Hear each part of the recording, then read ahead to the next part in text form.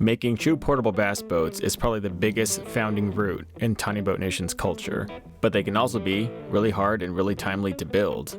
If you're someone that needs something like this right now, have no fear, because we finally have it in. Meet the Lite Skiff, a true portable tiny boat. It is the best of both worlds. It's extremely portable, but has so much storage you'll probably struggle to fill all of it up. It's got crucial key components and accessories built throughout the boat strategically, but it also is not much bigger and also doesn't weigh much more than the average elite level kayak. Portability is this thing's game. You can freehand it, or you can launch from a trailer, or you could do both.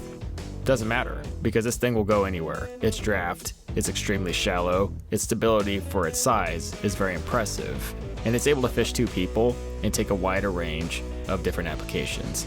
You have tons more fishing capability for a lot less than what it costs for the elite level fishing kayaks. And to build the equivalent of this in a John boat its size, it would take more money and it would take way more time.